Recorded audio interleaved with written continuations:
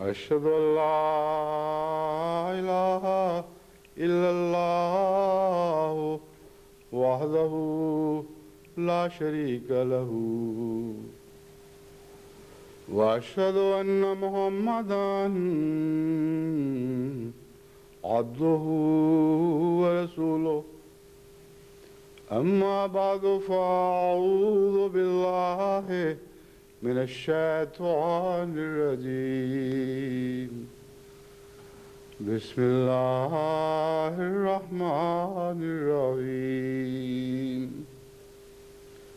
الحمد لله رب العالمين الرحمن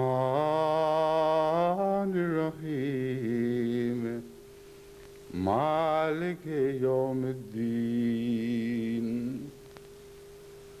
إياك نعبد وإياك نستعين اهدنا الصراط المستقيم صراط الذين أنعمت عليهم غير المغضوب عليهم ولا الضالين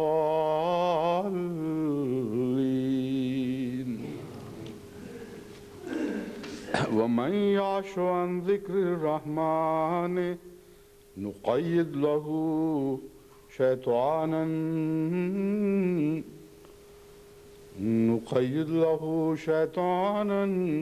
فهو له قرين. ذکر الہی پر جو خطبات کا سلسلہ جاری ہے، اس سلسلے کی یہ کڑی ہے جس میں آغاز میں نے چند ایسی حدیثوں کا انتخاب کیا ہے جن کا تعلق ذکر نہ کرنے والوں سے ہے، اور اس کے بعد پھر میں حضرت اقدس محمد مصطفیٰ صلی اللہ علیہ وآلہ وسلم کے ذکر کے انداز سے متعلق چند احادیث آپ کے سامنے رکھوں گا۔ آج کے اجتماعات کے سلسلے میں ایک اعلان ہے جو میں اس سے پہلے کرنا چاہتا ہوں۔ ضلع میرپور آزاد کشمیر کا 5واں جلسہ سالانہ آج منعقد ہو رہا ہے، اور امیر صاحب ضلع کی درخواست ہے کہ ہمیں تمام دنیا کی جماعتیں خصوصیت سے دعا میں یاد رکھیں۔ حضرت ابو ہریرہ رضی اللہ تعالیٰ عنہ سے روایت ہے کہ حضرت اقدس محمد مصطفیٰ صلی اللہ علیہ وآلہ وسلم نے فرمایا، جو کوئی ایسی جگہ بیٹھا جس میں اس نے اللہ کا ذکر نہ کیا، اس پر اللہ کی طرف سے حسرت ہوگی، اور جو کوئی اس حال میں لیٹا کہ اس میں وہ اللہ کا ذکر نہیں کرتا، اس پر اللہ کی طرف سے حسرت اور گھاٹا ہے، اور جو کوئی تم میں سے کچھ چلا اور وہ اس میں اللہ کا ذکر نہیں کرتا، اس پر اللہ کی طرف سے حسرت اور گھاٹا ہے۔ یہ ایک ایسی حدیث ہے جس کا برعکس بین ہی حضرت اقدس محمد مصطفیٰ صلی اللہ علیہ وآلہ وسلم پر صادق آتا ہے، کیونکہ آپ کی زندگی کا ایک لمحہ بھی گھاٹے والا نہیں تھا۔ بس جب آپ فرماتے ہیں کہ کوئی ایسی جگہ بیٹھا جہاں ذکر نہیں کیا تو اس کے لیے گھاٹا ہے اور حسرت ہے، تو یہ خیال ایک ذکر کرنے والے ہی کو آ سکتا ہے۔ جب آپ فرماتے ہیں کہ جو چلا اور اس نے ذکر نہ کیا اس کے لیے گھاٹا ہے، تو یہ خیال بھی ایک ذکر کرنے والے ہی کو آ سکتا ہے، جس نے یہ کہا کہ وہ شخص جس نے جو اس حال میں لیٹا کہ اس نے ذکر نہیں کیا، یہ خیال بھی صرف ذکر کرنے والے ہی کو آ سکتا ہے، ورنہ ہم میں سے کتنے ہیں جو اٹھتے بھی ہیں، بیٹھتے بھی ہیں، چلتے بھی ہیں، سوتے بھی ہیں، اور کتنا ہی اٹھنا اور بیٹھنا اور چلنا اور سونا ذکر سے خالی ہوتا ہے۔ بس وہ گھاٹے کا سودا جس کا اس میں ذکر ہے، آج اس دنیا پر اس کا اطلاق ایسے ہو رہا ہے جیسے کبھی پہلے نہیں ہوا تھا۔ چنانچہ قرآن کریم نے جو گواہی دی ہے، وَالْعَصْرِ إِنَّ الْإِنسَانَ لَفِي خُسْرٍ إِلَّا الَّذِينَ آمَنُوا وَعَمِلُوا الصَّالِحَاتِ، اس میں زمانے کے جو گھاٹے والا زمانہ بتایا گیا ہے، اس حضرت اقدس محمد مصطفیٰ صلی اللہ علیہ وآلہ وسلم کے فرمان سے یہ مسئلہ حل ہوا کہ گھاٹا ہے کس چیز کا۔ یہ دنیا چلتے ہوئے بھی خدا کو بھولے رہتی ہے، بیٹھتے ہوئے بھی اس کو بھولتی ہے، اٹھتے ہوئے بھی بھولتی ہے، سوتے ہوئے بھی سوتے جاگتے ہر حالت میں خدا کو بھولے ہوئے ہے۔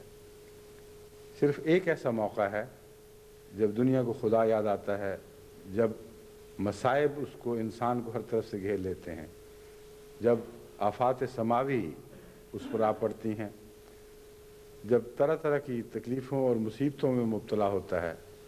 صرف وہ وقت ہے جس وقت انسان اللہ کو یاد کرتا ہے، مگر ایسا یاد کرنا بیکار ہے، کیونکہ وہ یاد خالصتاً نفس کی یاد ہے، اللہ کی نہیں۔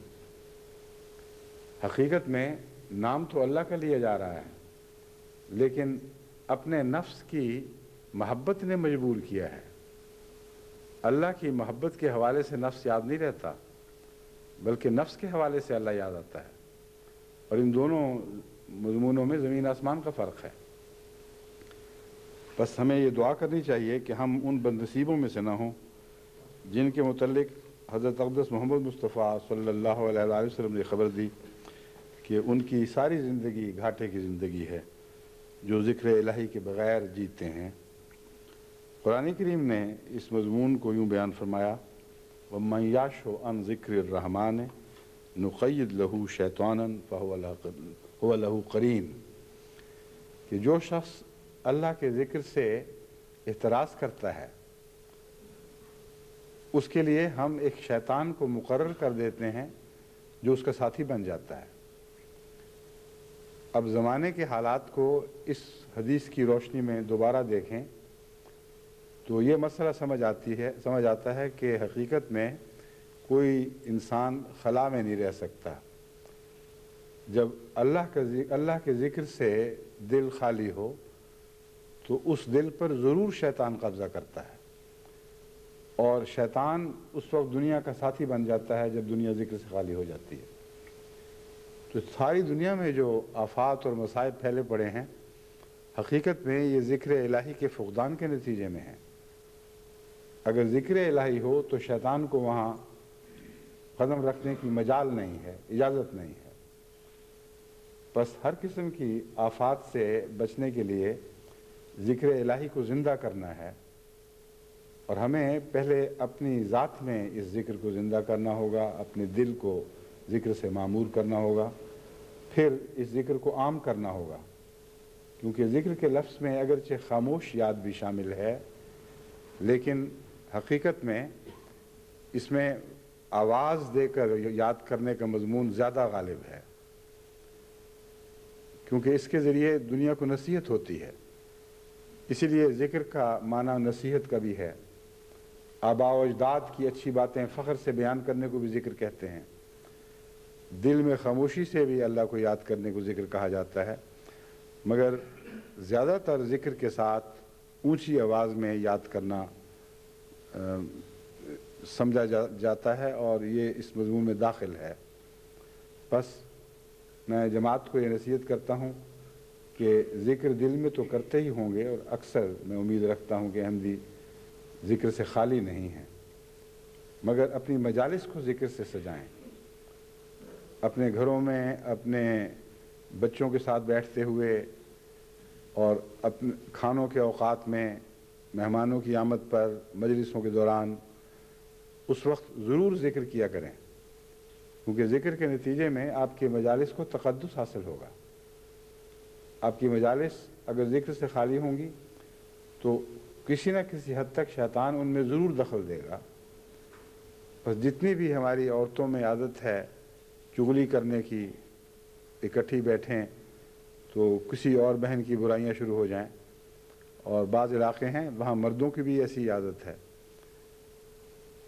ان کی اس عادت پر یہی مضمون صادق آتا ہے کہ جہاں ذکر نہیں ہوگا وہاں شیطان مقرر کر دیا جائے گا، وہ اپنے تذکرے چھیڑ دیتا ہے، اور یہ ساری لغو باتیں ذکر کے فقدان سے ہوتی ہیں۔ अगर ज़िक्र हो तो उसमें मज़ाह का मौका भी मौजूद होता है। ये नहीं कि ज़िक्र के वक्त नामुमकिन है कि इंसान हंस सके। हज़रत रसूल अकरम सल्लल्लाहु अलैहि वसल्लम से ज़िक्र सीखा है तो आपके ज़िंदगी पर गौर करके देखें, आप इसी ज़िक्र की हालत में हंसते भी तो थे, लताइफ भी चलते थे, मगर एक फ़र्क था जो आपके लताइफ और बाकी लताइफ में था। आपका लतीफ़ा कभी किसी को दुख नहीं देता था। आपके लतीफ़े में कोई तहक़ीर का पहलू नहीं था, बल्कि मोहब्बत गालिब रहती थी। प्यार के साथ आप हंसते थे और प्यार के साथ हंसाते थे। बस इस पहलू से अगर आप ज़िक्र के मज़मून को समझें तो ज़िक्र किसी ऐसी हालत का नाम नहीं जिसमें आप रोज़मर्रा की ज़िंदगी के मशागिल में हिस्सा न ले सकें। जैसा कि मैं आगे जाके बयान करूँगा, हज़रत सल्लल्लाहु अलैहि वसल्लम की ज़िंदगी के मशागिल के साथ साथ ज़िक्र चलता था। उसके लिए कोई अलग बैठकर एक तरफ होकर खुदा को याद करने के लिए वक्त निकालने की ज़रूरत नहीं, वो ज़िंदगी के हर लम्हे में साथ साथ रहता था। और यही वो ज़िक्र का तरीक़ है जिसे हमें आज अपनाना होगा और सब दुनिया को सिखाना होगा।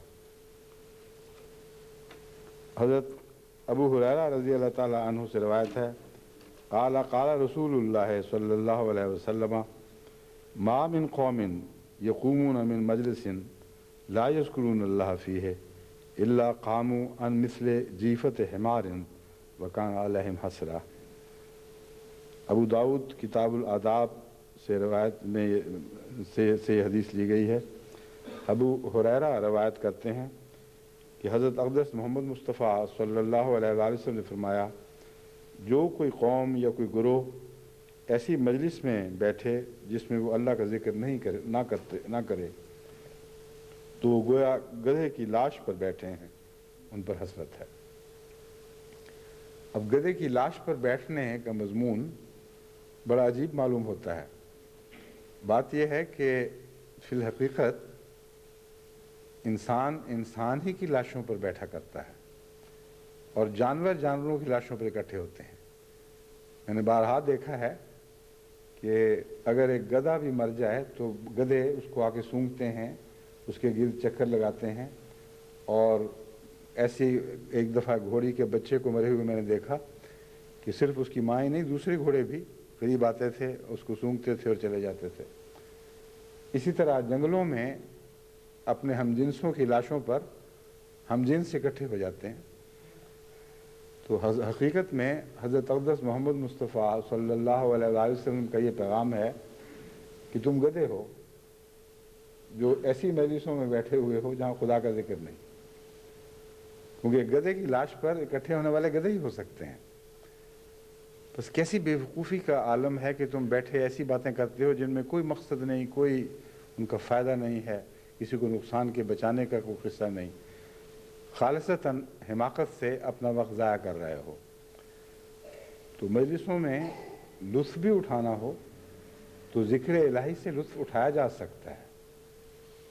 और बाज़ दफ़ा ऐसी कैफियत पैदा होती है कि दुनिया के किसी और लुत्फ़ में वो कैफियत पैदा नहीं होती। तक़शइरु मिनहुल जुलूद, कुरान करीम फरमाता है कि झुरझुरियाँ आ जाती हैं इंसान को। इस कदर ज़िक्र से लज़्ज़त पैदा होती है कि सारा बदन कांप उठता है। इसलिए ये ख्याल कि ज़िक्र कोई बोरियत का दूसरा नाम है, ये बिल्कुल बेहुदा ख्याल है, जहालत की बात है। ज़िक्र में लुत्फ़ है क्योंकि ज़िक्र का मज़मून मोहब्बत से ताल्लुक़ रखता है, और मोहब्बत अगर किसी से हो जाए तो महबूब चाहे कैसा ही बुरा क्यों ना हो, यानी दुनिया की नज़र में इंसान को उसके ज़िक्र में बड़ा लुत्फ़ आ रहा होता है, क्योंकि महबूब अपने एक इंसान को अपना महबूब ज़रूर हसीन मालूम होता है। और दुनिया की नज़र में खा वो कैसा ही क्यों ना हो, अपने महबूब के ज़िक्र से एक इंसान लुत्फ़ उठाता है।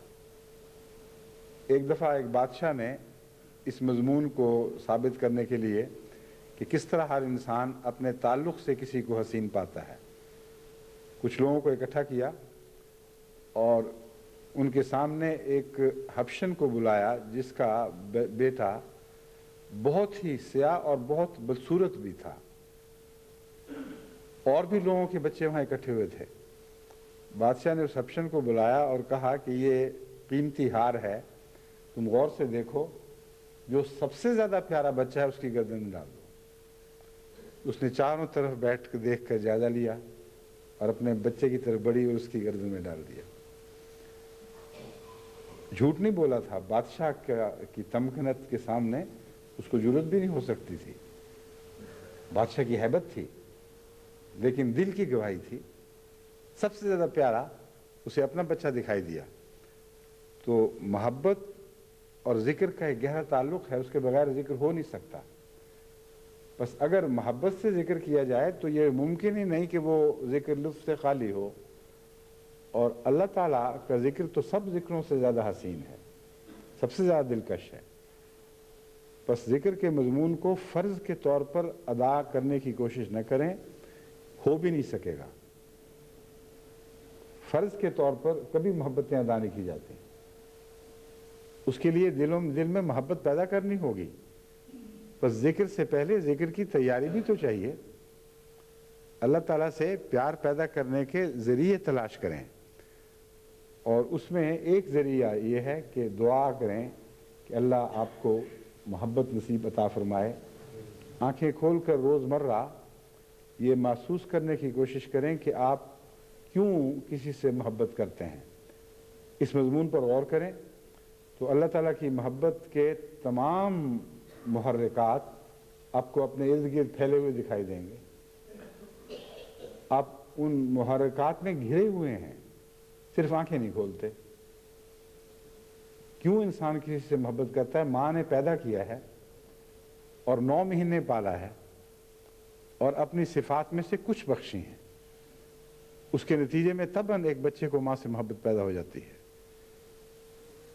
خالق وہ ہے جس نے ارب سال سے انسان کی پیدائش کی تیاری کی ہے، اور ہر لمحے جو کائنات ارتقاء کی طرف مائل تھی، اس کا ہر لمحے ہر قدم انسان کی طرف اٹھ رہا تھا، کیونکہ بالآخر انسان پیدا کرنا مقصود تھا۔ اور جو تغیرات اس عرصے میں ہوئے ہیں تمام تر انسان کی پیدائش کی خاطر ہوئے ہیں۔ چنانچہ حضرت اقدس مسیح موعود علیہ السلام نے قرآن کریم کی آخری صورتوں کی تفسیر میں یہ مضمون بیان فرمایا ہے کہ کوئی بھی کائنات میں ایسی تاثیر نہیں ہے جس سے انسان کو حصہ نہ دیا گیا ہو۔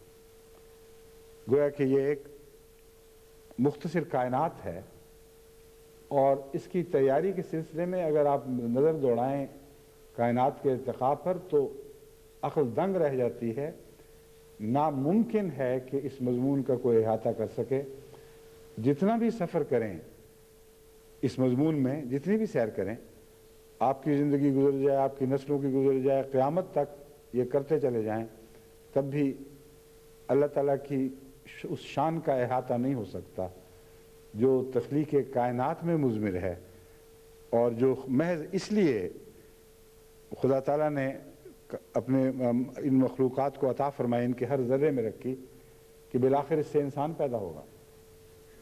اور انسان کیسا پیدا ہوا؟ جو خدا کو بلا بیٹھا، اس پہ تکبر کی باتیں کرنے لگا۔ بس بہت ہی بڑا نقصان کا سودا ہے اگر آپ ذکر سے محروم ہیں۔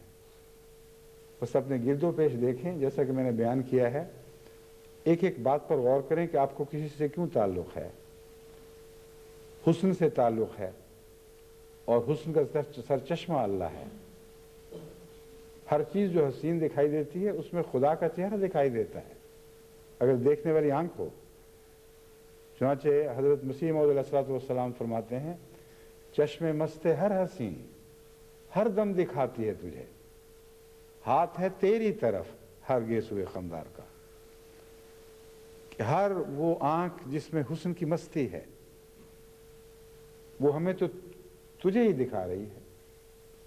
اور آنکھ کا دکھانا کتنا خوبصورت مضمون ہے۔ جس آنکھ کو آپ دیکھ رہے ہیں، اگر آپ میں بصیرت ہو تو اس آنکھ سے کسی اور کو دیکھیں گے، اور وہ خدا کی ذات ہے۔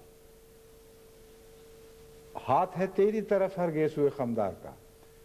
گیسو کا ہاتھ میں معلوم ہوتا ہے اشارے کر رہا ہے, اس کا آخری کونا اس طرح اٹھا ہوا ہوتا ہے جیسے انگلی اشارہ کر رہی ہو. تو فرمایا تیری ہی طرف ہر بل کھائے ہوئے خوبصورت گیسو کا ہاتھ ہے, اس میں ہمیں تو ہی دکھائی دیتا ہے. اگر محبت ہو تو محبت کے نتیجے میں ہر چیز اسی طرف, اسی محبوب کی طرف اشارہ کرتی ہوئی دکھائی دیتی ہے. اور اگر محبت نہ ہو تو اشارے سمجھنے کی عقل تو پیدا کریں, اشارے سمجھنے کی کوشش تو کریں, وہ آنکھ تو لیں جس سے یہ اشارے سمجھے جائیں گے. بس خدا تعالیٰ کی محبت کو دل میں پیدا کرنے کے لیے ضرور ہے کہ ہم اپنے ماحول, اپنے گرد و پیش پر اس پہلو سے نظر ڈالیں کہ ہم کیوں کسی سے محبت کرتے ہیں, اور اس محبت کے محرکات خدا کے تعلق میں موجود ہیں کہ نہیں. کوئی ایک پہلو ایسا نہیں ہے جو محبت پیدا کرنے والا ہو اور اللہ کی ذات میں موجود نہ ہو. ہر لذت خدا کی ذات میں ہے.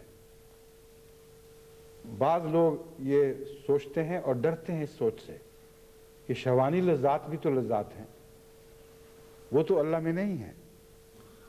لیکن شہوانی لذات کی حقیقت یہ ہے کہ محبت کے نتیجے میں وہ چیزیں پیدا ہوئی ہیں جن سے شہوانی لذت پیدا ہوتی ہے. اصل محرک شہوانی لذت نہیں تھا. اصل محرک آغاز میں جس سے انسان نے نشو و نما پا کر وہ اعضاء حاصل کیے جن سے شہوانی لذت حاصل کی جاتی ہے, وہ اپنے نفس کی محبت تھی. اس محبت نے انسان کو باقی رہنے کی تمنا دی, اور بقا کی تمنا پورا کرنے کے لیے جو ذرائع میسر آئے ان میں اسی نسبت سے مزہ پیدا ہونا شروع ہو گیا. یہ ایک بہت لمبا فلسفہ ہے جس کی تفصیلی بحث میں نہیں جا سکتا, لیکن اشارتاً میں آپ سے بتا رہا ہوں کہ کوئی دنیا کی لذت نہیں ہے جو آپ کو خواب بھیانک ہی کیوں نہ دکھائی دے اپنے مضمرات کے لحاظ سے, جس کا اصل, جس کی کنو پاکیزہ محبت نہ ہو. اور محبت ہی سے ساری کائنات کا سلسلہ ہے, اسی سے سب نشو و نما ہے, اسی سے ارتقاء جاری ہے. کوئی ایک بھی پہلو ارتقاء کا ایسا نہیں ہے جسے بالآخر آپ محبت میں جا کر مرکوز نہ کر سکیں. میں نے اس پہلو سے ایک دفعہ بہت غور کیا, اور بچپن سے مجھے یہ شوق تھا کہ اس پہلو پر غور کروں کہ آخر ہماری کنہ ہے کیا, بالآخر کہاں پہنچتے ہیں. تو وہیں پہنچا جہاں سے قرآن کریم شروع ہوتا ہے, یعنی سورہ البقرہ. انا اللہ عالم, انا ہے میں جس نے سارے وجودوں کو پیدا کیا ہے. اور اگر اللہ اپنی انا سے اپنی مخلوق کو یہ نعمت عطا نہ کرتا کہ وہ اپنے شعور کا احساس کر لے, تو اس مخلوق میں بھی انا پیدا نہیں ہو سکتی تھی. خدا کی انا نے ہماری انائیں پیدا کی ہیں, لیکن یہ انائیں اس لیے پیدا کی کہ اللہ کی انا کی طرف بالآخر لوٹ جائیں, کیونکہ وہی تمام انا کا آخری مرجع ہے, منبع بھی ہے اور مرجع بھی ہے. اس سمندر میں ہمارے قطرے کو لوٹنا ہے, اس کے بغیر ہماری انا کی تکمیل ہو ہی نہیں سکتی. اور یہ مضمون محبت کا ہے.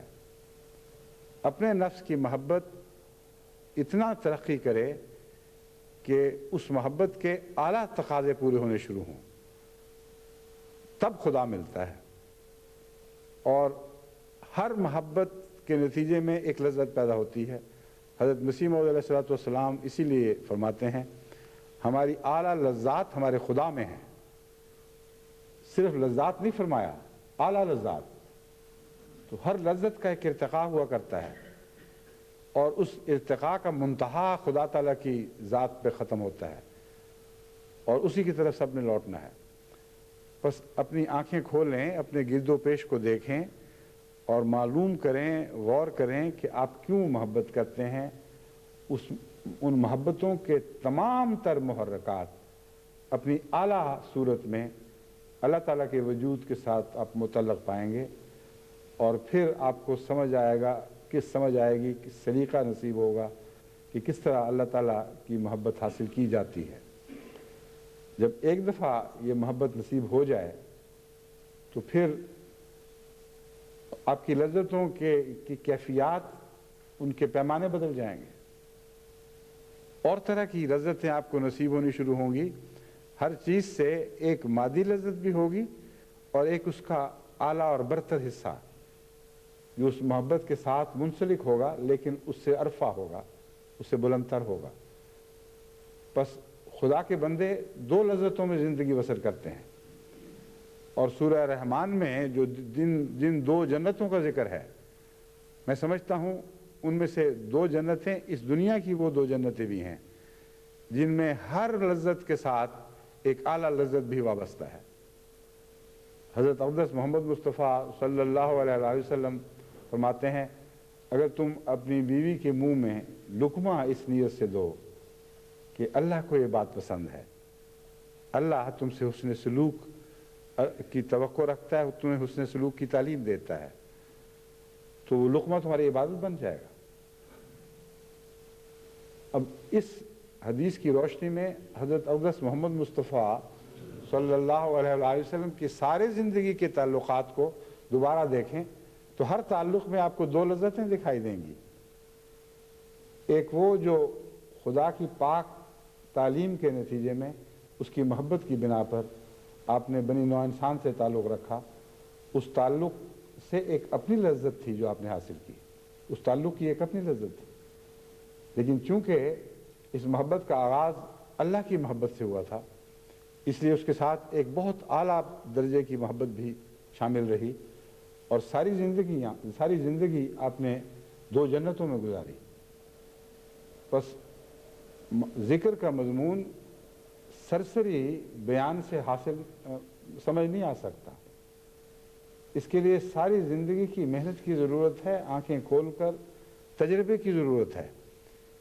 کچھ آپ خود حاصل کریں اس مضمون میں ڈوب کر، آنکھیں کھول کر گرد و پیش کو دیکھیں، اور پھر کچھ لذتیں حاصل کرنا شروع کریں، پھر آپ کو سمجھ آئے گی کہ ذکر ہوتا کیا ہے، اور ذکر پھر آپ کو خود بڑی قوت سے اپنی طرف کھینچ لے گا۔ اور ذکر کے بغیر، جیسا کہ میں نے بیان کیا ہے، دنیا کے گھاٹے فوائدوں میں تبدیل نہیں ہو سکتے۔ جو چاہیں آپ کر لیں، جو چاہیں تعلیم دے دیں، جس قسم کا چاہیں نظام دنیا میں نافذ کر لیں، عدل بھی قائم کر لیں، تب بھی دنیا کو جنت نصیب نہیں ہو سکتی جب تک اللہ کے ذکر کا سلیقہ اور شعور حاصل نہ ہو جائے، اور اللہ کے ذکر سے لذت حاصل کرنا نہ دنیا سیکھ لے۔ ورنہ تو وہی بات ہے کہ گدھے کی لاش پر بیٹھے ہم نے زندگیاں بسر کر دیں۔ بخاری کتاب الدعوات میں حضرت موسیٰ اشعری رضی اللہ تعالیٰ عنہ کی روایت ہے کہ آن حضرت صلی اللہ علیہ وسلم نے فرمایا، ذکر الہی کرنے والے اور ذکر الہی نہ کرنے والے کی مثال زندہ اور مردہ کی طرح ہے۔ یعنی جو ذکر الہی کرتا ہے وہ زندہ ہے، اور جو نہیں کرتا وہ مردہ ہے۔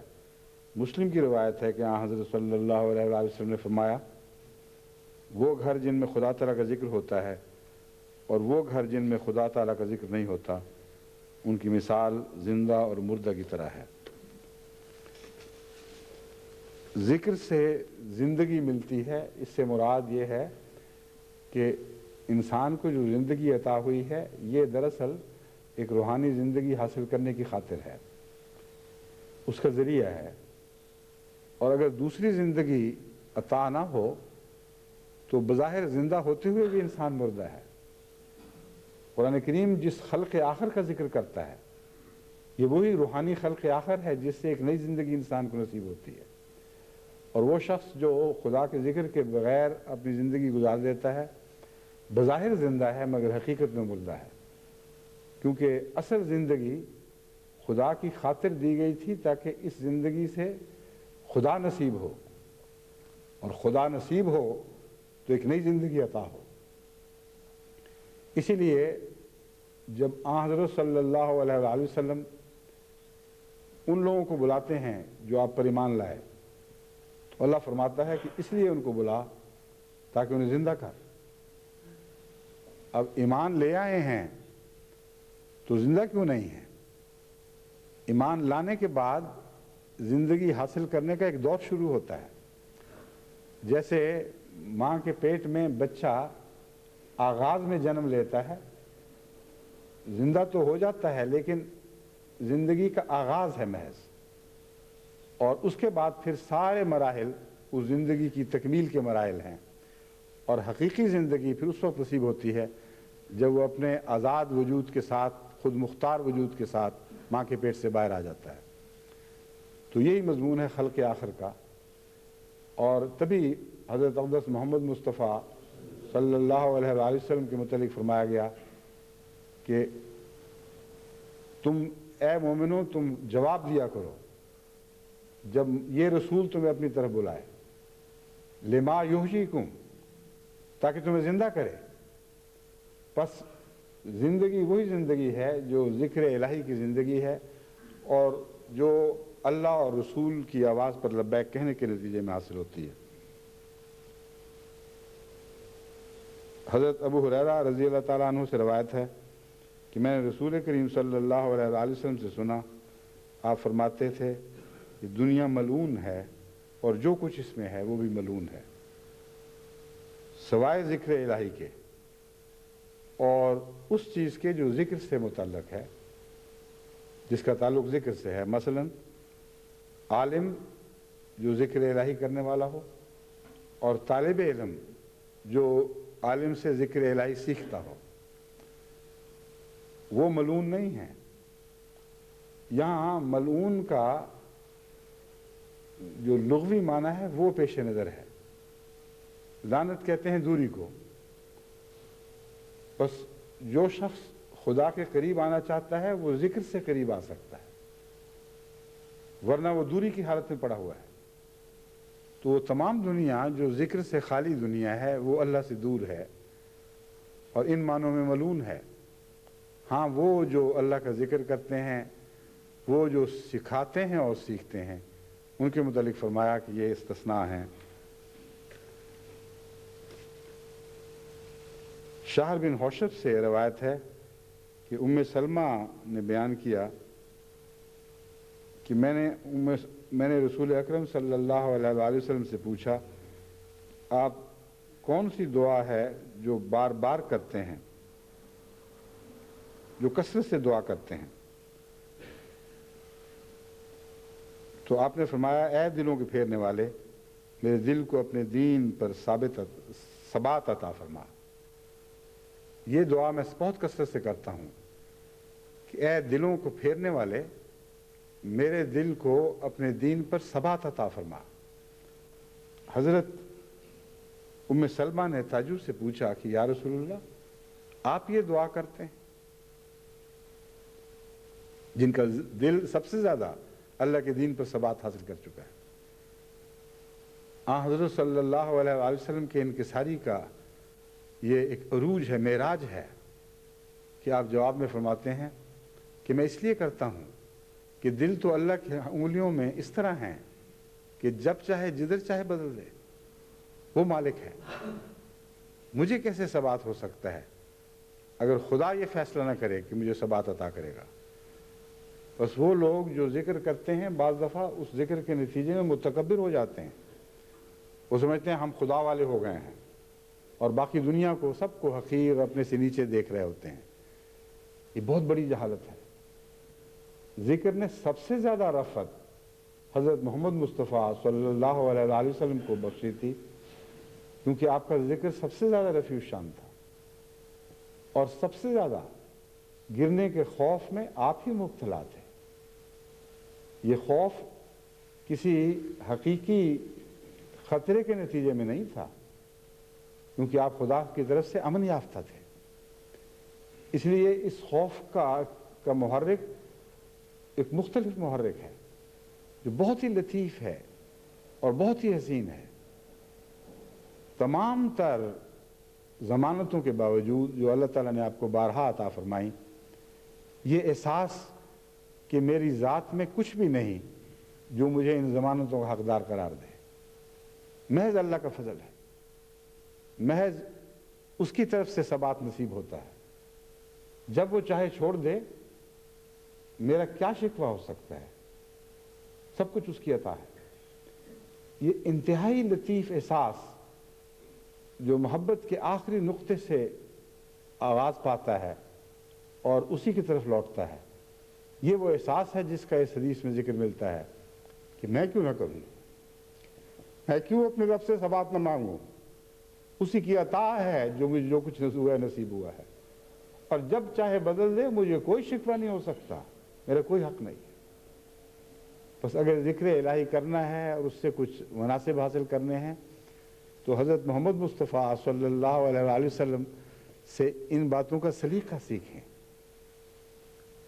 ذکر کے نتیجے میں انانیت اونچی نہیں ہونی چاہیے، ذکر کے نتیجے میں سر اور بھی خدا کے حضور جھکنا چاہیے، اور جتنی بلندی حاصل کریں اتنا ہی گرنے کا خوف آپ کے دامنگیر رہے، اور اللہ کے ہاتھ سے اور زیادہ شدت کے ساتھ اور قوت کے ساتھ چمٹتے رہیں۔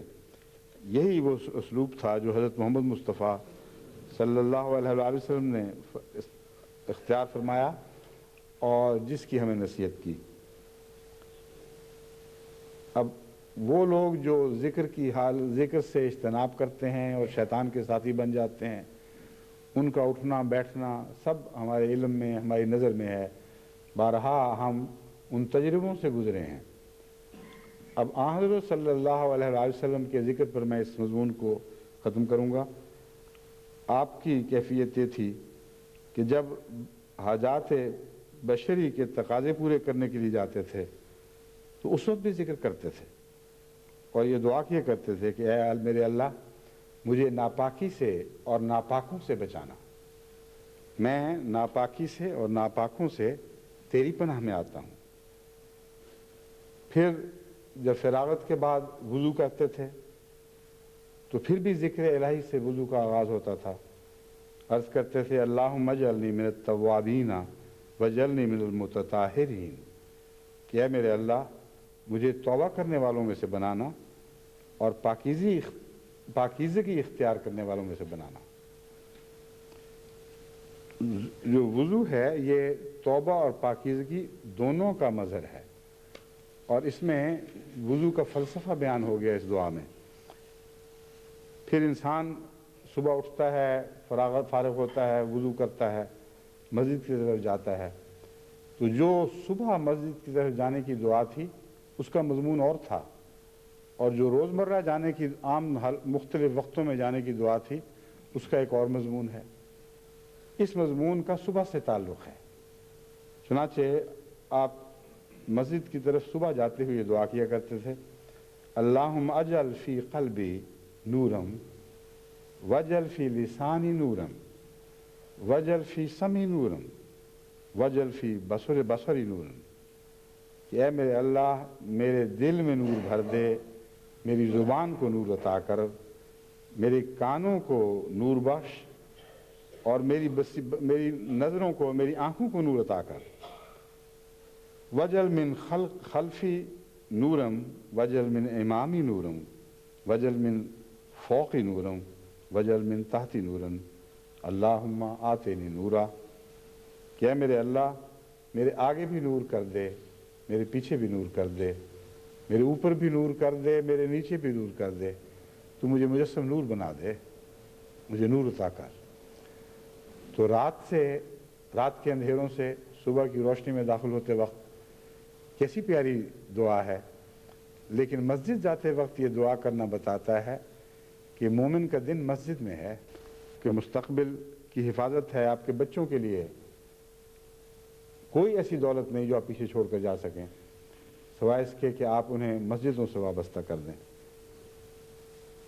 نماز کے بعد فارغ ہو کر آپ یہ دعا کیا کرتے تھے اللہم انت السلام ومنک السلام تبارک یا ذا الجلال والاکرام۔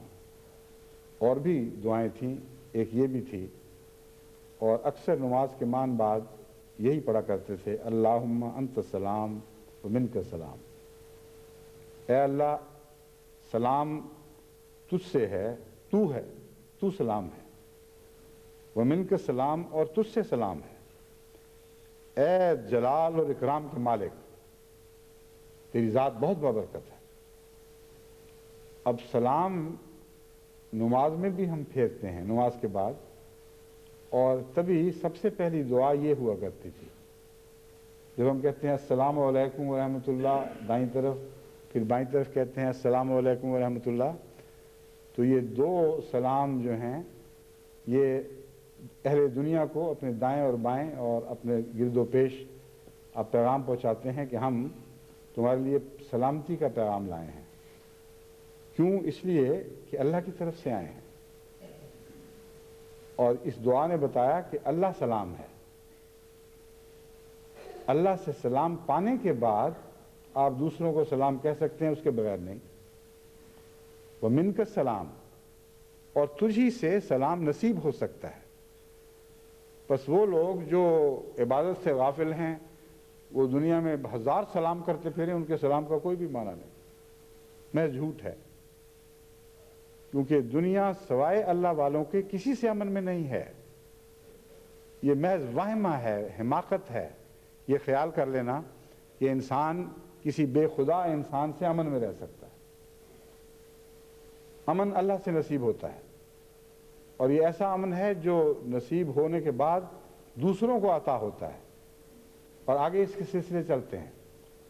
بس السلام علیکم کی کیسی حکمت ہمیں سمجھا دی کہ جب تم نماز سے السلام کہہ کے فارغ ہو تو پھر سوچا کرو اور غور کیا کرو کہ تم سلام کے مجاز خدا کی طرف سے بنائے گئے ہو۔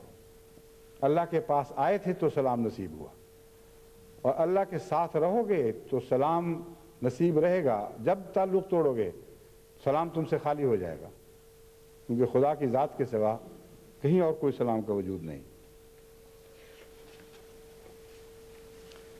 مسجد میں عام حالت میں داخل ہونے کی دعا یہ تھی، بسم اللہ والصلاۃ والسلام علی رسول اللہ، اللہم اغفر لی ذنوبی وافتح لی ابواب رحمتک، کہ میں اللہ کے نام کے ساتھ شروع کرتا ہوں، والصلاۃ والسلام، اور درود و سلام اس کے رسول پر ہوں، اللہم اغفر لی ذنوبی، اے میرے اللہ میرے گناہ مجھے بخش دے، وافتح لی ابواب رحمتک، اور میرے لیے اپنی رحمت کے باب کھول دے۔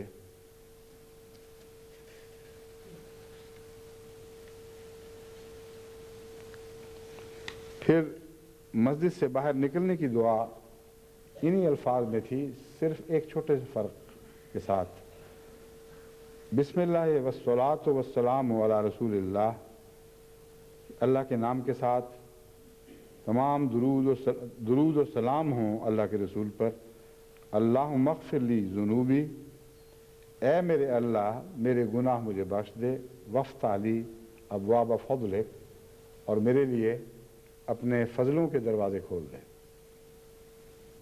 یہ جو لفظ رحمت اور فضل کا فرق ہے، اس میں بڑی وجہ یہ ہے کہ رحمت خالصتاً اللہ سے آسمان سے نازل ہوتی ہے، اور اس کا ہمارے اکتساب سے کوئی تعلق نہیں ہے۔ رحمت بن مانگے دینے والا عطا کرتا ہے، رحمان خدا سے اترتی یا رحیم سے، لیکن حقیقت یہ ہے کہ یہاں رحمت کا بنیادی مضمون یہ بیان فرمایا گیا ہے کہ خدا سے حاصل ہوتی ہے، اس کا روزمرہ کی زندگی کی محنتوں سے کوئی تعلق نہیں، اور فضل خدا کی طرف سے ملتا ہے لیکن روزمرہ کی زندگی کی محنتوں سے تعلق رکھتا ہے۔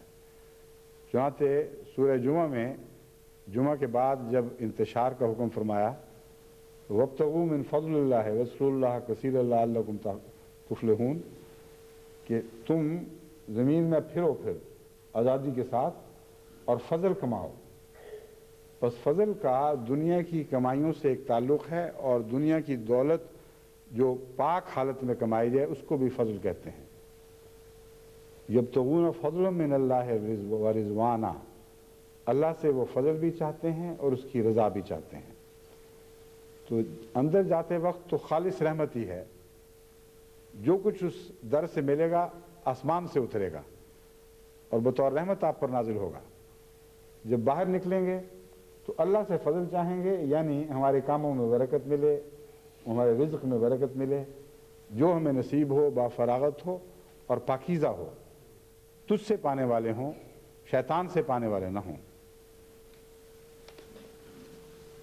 پھر گھر میں داخل ہوتے تھے तो ये दुआ करते थे, अल्लाहुम्मा इन्नी असअलुका खैरल मौलिजे व खैरल मुखरजे बिस्मिल्लाह वलजना व अलल्लाह रब्बना तवक्कलना, कि ए हमारे अल्लाह, ए मेरे अल्लाह, मैं तुझसे मांगता हूँ खैरल मौलिजे, बेहतरीन दाखिल होना, व खैरल मखरजे, और बेहतरीन निकलना, मैं इस घर में बेहतरीन तरीक़ पर दाखिल हूँ, खैर के साथ, भलाई के साथ दाखिल हूँ और भलाई के साथ निकलूँ।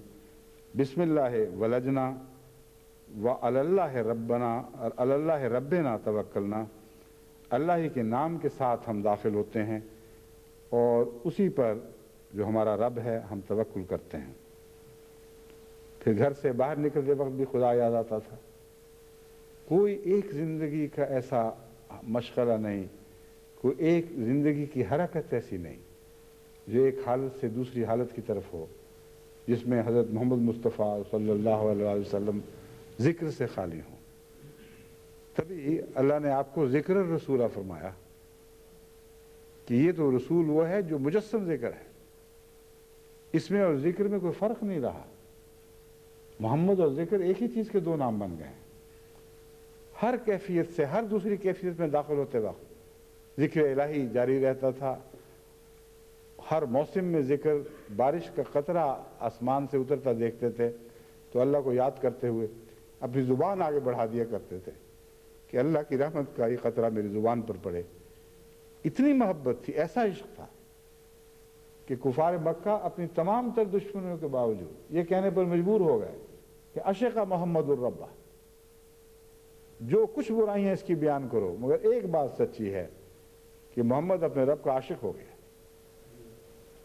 आशिक के सिवा किसी में ये ताकत नहीं कि ये तकलीफ़ें बर्दाश्त कर सके। आशिक के सिवा किसी को ये तौफीक नसीब हो ही नहीं सकती थी वो दुख बर्दाश्त करे जो मोहम्मद मुस्तफ़ा सल्लल्लाहु अलैहि वसल्लम ने सारी ज़िंदगी अल्लाह की राह में बर्दाश्त किए हैं।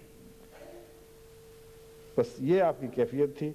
घर से बाहर घर में दाखिल होते हैं तो अल्लाह को याद करते हुए दाखिल होते हैं, घर से निकलते हैं तो अल्लाह को याद करते हुए निकलते हैं। बिस्मिल्लाह तवक्कलतु अलल्लाह वला हौला वला कुव्वता इल्ला बिल्लाह अल्लाहुम्मा इन्नी अऊज़ु बिका अन अज़िल्ला व उज़ल्ला व अज़लिमा व उज़लमा व अजहला व युजहला अलैया, ऐ मेरे अल्लाह, बिस्मिल्लाह है, अल्लाह के नाम के साथ, तवक्कलतु अलल्लाह है, मैं अल्लाह पर तवक्कुल करता हूँ।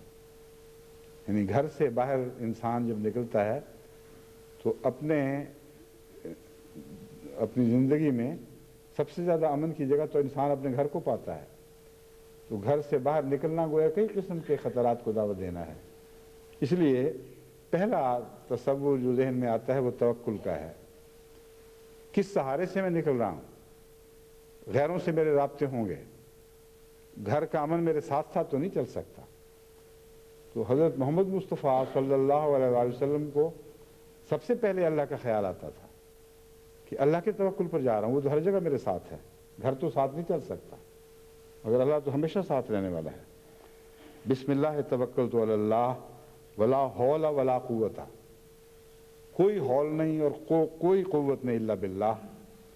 हौल कहते हैं ख़तरात से बचाने की कुव्वत को। अल्लाह के हवाले से जब हौल कहा जाता है तो मुराद ये है कि हर किस्म के ख़तरे से बचाने की कुव्वत अल्लाह के पास है। वला कुव्वता, कुव्वता मुस्बित मानों में कि हर चीज़ अता करने की ताकत भी अल्लाह को नसीब है।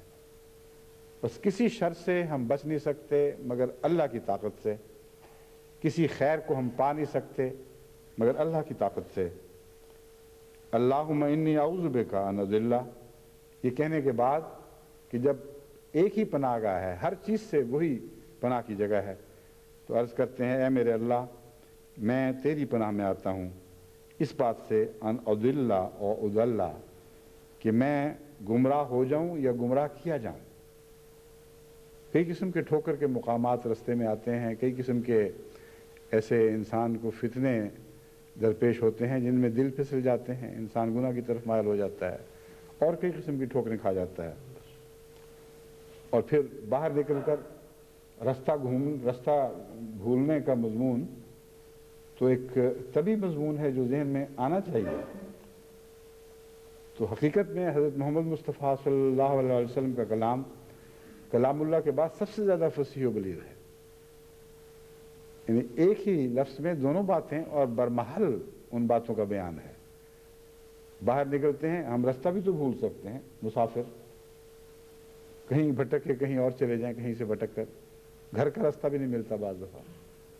فرمایا اے میرے اللہ، میں تیری پناہ میں آتا ہوں کہ میں بھول جاؤں رستہ یا میں بھلا دیا جاؤں، لیکن یہاں اول طور پر پیش نظر دین کا رستہ ہے اور دین کی باتیں ہیں کہ میں تیری راہ بھول جاؤں یا مجھے تیری راہ سے بھٹکا دیا جائے، او اظلم او اظلمہ، یا میں کسی پہ ظلم کروں یا مجھ پر ظلم کیا جائے، او اجہلا او یجہلا علیہ، یا میں کسی پر جہالت کروں یا مجھ پر کوئی جہالت کی جائے۔ نئے کپڑے ہم پہنتے ہیں، کتنے ہیں جنہیں کپڑا پہنتے وقت خدا یاد آتا ہو؟ کپڑا پہنتے وقت ہم نے تو لوگوں کو یہی دیکھا ہے کہ سیلفریز یاد آتا ہے یا دوسرے سٹور یاد آ جاتے ہیں کہ ہم نے وہاں سے لیا اور وہاں سے لیا، سیل سے لیا یا بغیر سیل کے لیا، کیسی ہوشیاریاں اختیار کی، کتنے پیسے بچائے، یہی باتیں سنتے ہیں۔ لیکن حضرت محمد مصطفیٰ صلی اللہ علیہ وسلم کپڑا پہنتے ہیں تو عرض کرتے ہیں اللہم لک الحمد کما کسوتنی ہے، اے میرے اللہ سب ہم تیرے لیے، کیونکہ تو نے مجھے پہنایا ہے۔ مجھ میں کب طاقت تھی کہ میں اپنے لیے کچھ لباس حاصل کر سکتا، کچھ پہن لیتا؟ ہر عطا تیری عطا ہے۔ بس ایک بھی زندگی کا ایسا لمحہ نہیں جہاں آخری قدرت والے خدا کو یاد نہیں کیا جاتا۔ اس کے مظاہر سلسلہ بہ سلسلہ ہم تک پہنچتے پہنچتے مظہر اول اس ذات کو بھلا دیتے ہیں جو جس سے تمام مظاہر نکلتے ہیں۔ رب تو اللہ ہے، لیکن یہ ربوبیت مختلف ذرائع سے ہم تک پہنچتی ہے، کبھی ماں باپ کے ذریعے، کبھی اپنے مالکوں کے ذریعے، کبھی دوستوں کے ذریعے، کبھی اتفاقاً راہ چلتے بھی دولتیں نصیب ہو جاتی ہیں۔ مگر یہ وہ آخری چہرہ ہے جو ہم دیکھ رہے ہیں، ہماری نظریں ان چہروں پر کھڑی ہو جاتی ہیں، اور حضرت محمد مصطفیٰ صلی اللہ علیہ وسلم کی نظر ان تمام چہروں سے پار، جیسے ان کا کوئی وجود نہ ہو، اس آخری ہاتھ پر پڑتی ہے جو اول ہاتھ ہے، جو اللہ کا ہاتھ ہے، اس کے سوا اور کوئی ہاتھ نہیں ہے دینے والا۔ تو فرماتے ہیں اللہم لک الحمد کما کسوتنی ہے، اے میرے اللہ تیرے ہی لیے سب حمد ہے جو تو نے مجھے یہ لباس پہنایا ہے۔ پھر آئینہ دیکھتے تھے تو دعا کرتے تھے اللہم کما حسنت خلقی فاحسن خلقی، اے میرے اللہ جیسے تو نے میرا چہرہ خوبصورت بنایا ہے ویسے ہی میرا اندرونہ بھی پاکیزہ کر، خوبصورت بنا دے، میرے اخلاق کو خوبصورت کر دے۔ اب یہ وہ ایک موقع ہے جس سے حضرت محمد مصطفیٰ صلی اللہ علیہ وسلم کے ظاہری چہرے کی ایک جھلک ہمیں دکھائی دینے لگتی ہے، ورنہ اتنے منکسر مزاج تھے کہ انسان سوچ نہیں سکتا کہ اپنے حسن کی بات کریں، لیکن سچے بھی اتنے ہی زیادہ تھے، یہ مشکل تھی۔ اور پھر خدا کی حمد بیان کرنی تھی، وہاں تو سچ بولنا ہی بولنا تھا، چاہے اس سے شرمندگی ہی ہوتی ہو۔ تو اللہ کو مخاطب کر کے کہتے ہیں میں نے چہرہ دیکھا بہت خوبصورت ہے، میں تیرا بے حد ممنون ہوں، اتنا پیارا چہرہ تو نے مجھے عطا کیا، بس میرے خلق کو بھی ایسا ہی بنا دے۔ وَحَرِّمْ وَجْهِي عَلَى النَّارِ، اور میرے چہرے کو آگ پر حرام کر دے۔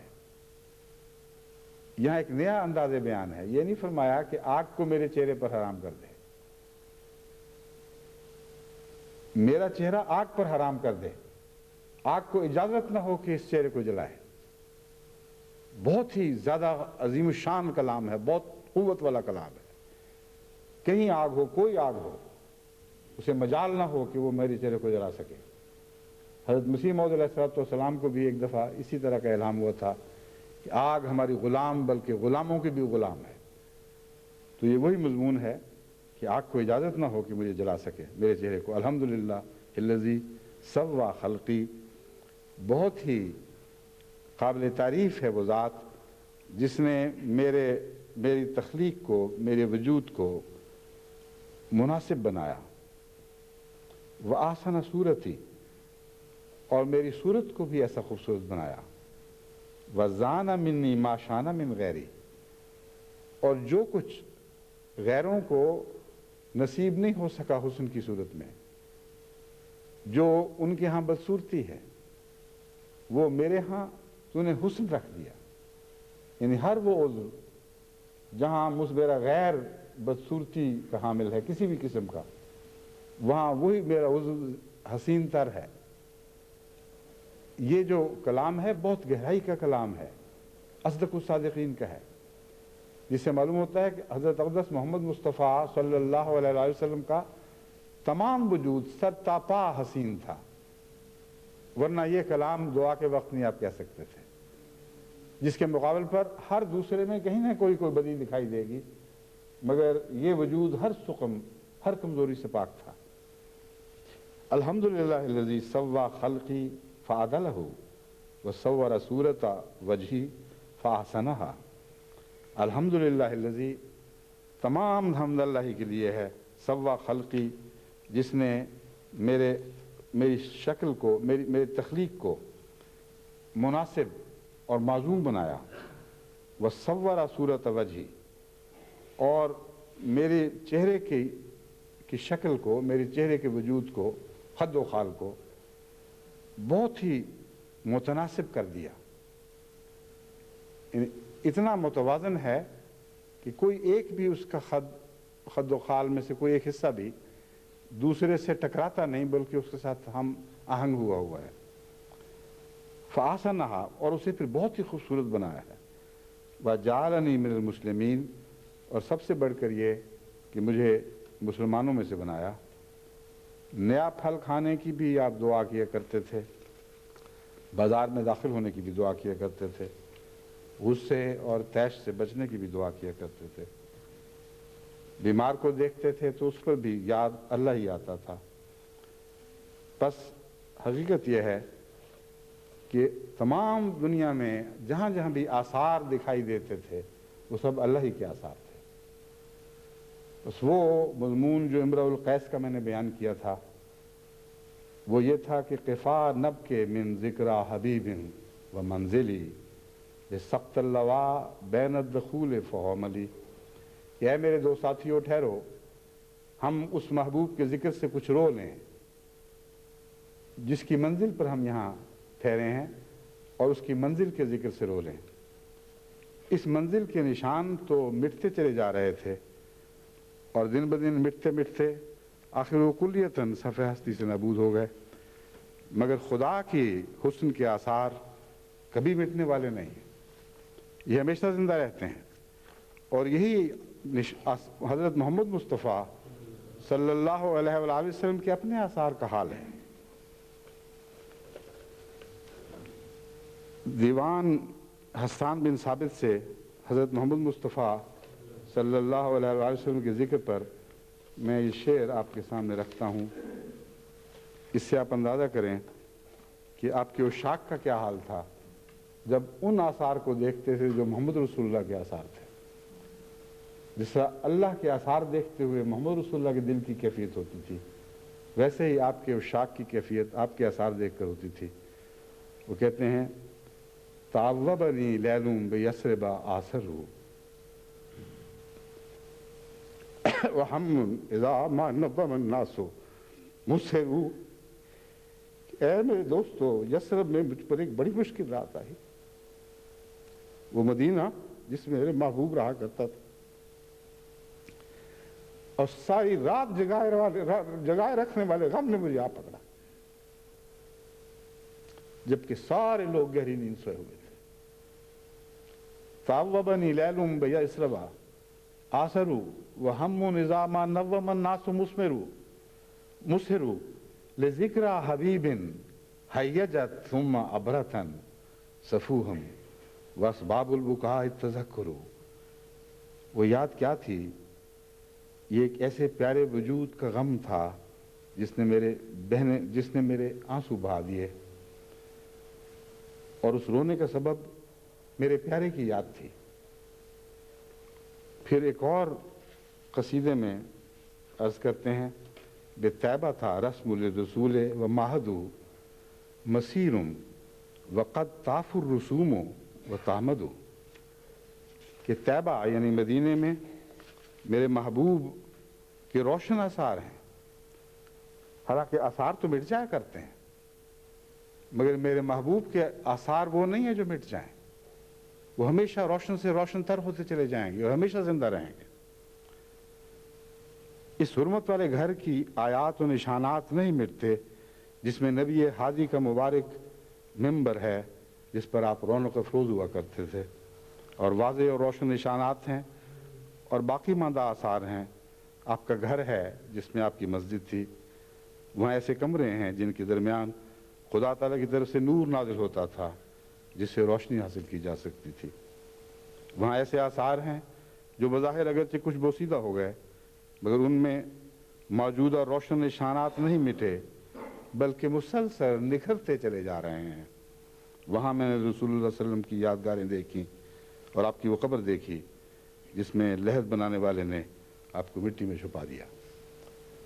بس سب سے زیادہ ذکر کرنے والا وجود جو کائنات میں کبھی پیدا ہوا، جو اپنے رب کی یاد میں مجسم یاد بن گیا، وہ محمد مصطفیٰ صلی اللہ علیہ وآلہ وسلم تھے، اور خود آپ مجسم ذکر بن گئے، اور وہ تمام صفات حسنہ خدا سے آپ نے پا لی جو ذکروں کو ابدیت بخشتی ہیں، جو ذکریوں کو ہمیشہ کے لیے زندہ کرتی ہیں۔ بس صلو علیہ وسلم تسلیما، اے تمام لوگوں جو اللہ کے ذکر کی توفیق پاتے ہو، اس ذکر کے ساتھ سب سے بڑے ذکر کرنے والے محمد مصطفیٰ صلی اللہ علیہ وآلہ وسلم کو بھی یاد کر لیا کرو۔ وَسَبِّحُوهُ بُكْرَةً وَأَصِيلًا، اور صبح بھی اس پر درود بھیجا کرو اور رات کو بھی درود بھیجا کرو۔